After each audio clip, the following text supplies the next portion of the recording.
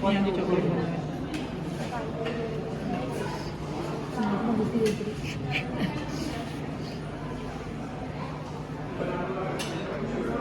Not for eating. Very stable.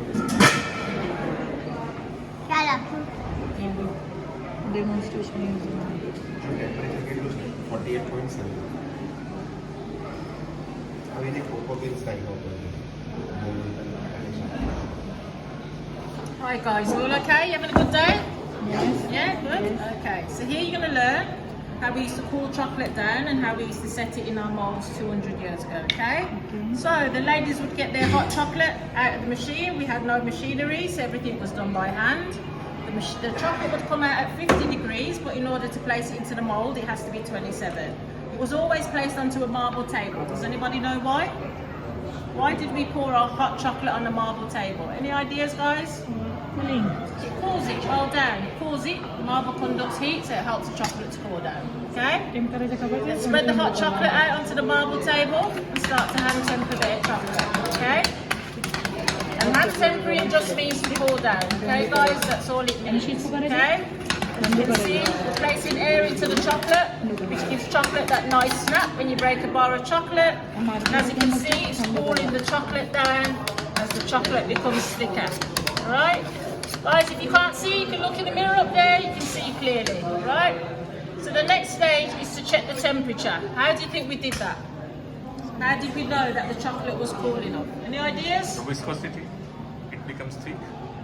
It becomes thick. It does become thick, but we had to check it to make sure it was cool enough, okay? Little finger, because we didn't have thermometers all them years ago. So we place our little finger in the chocolate and check for hot spots, or touch the back of our wrist, okay?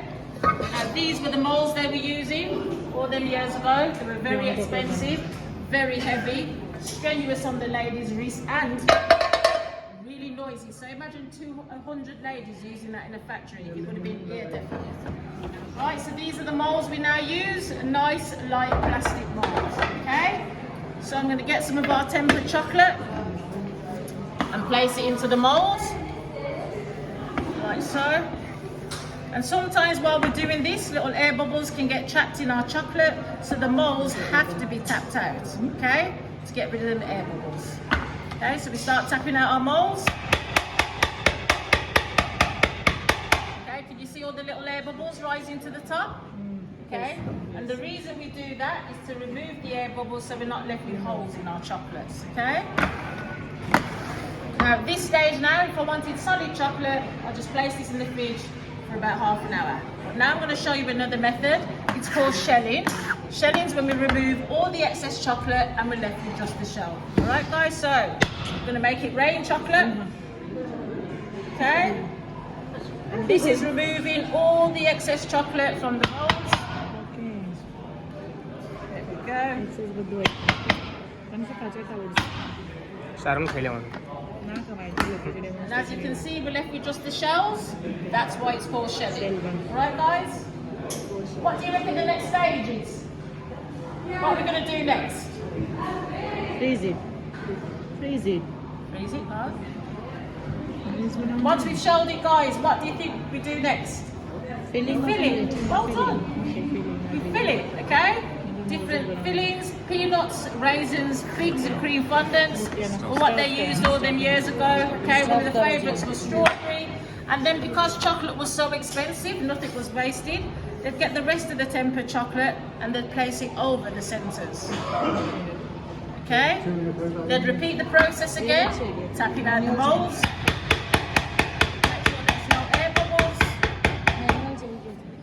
Okay, and now our chocolate is ready to be stored. How do you think we stored our chocolate 200 years ago? Any ideas, guys, how we used to store our chocolate? How did we store our chocolate to set it, guys? Any ideas? Anybody say fridge? Because we didn't have fridges 200 years ago. Okay, basements, cellars, cold rooms with ice blocks and marble tables, okay? Right, now we're going to get what we done earlier. And we'll have a look now. You can see, once it's set, it's much darker than the ones we've just tempered. you'd have a frosty back. Okay, that showed you that the chocolate should be ready. Okay, let's see. 1, 2, 3.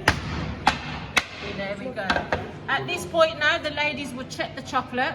Any that had holes in, that was misshaped or broken, would go back to be recycled, okay?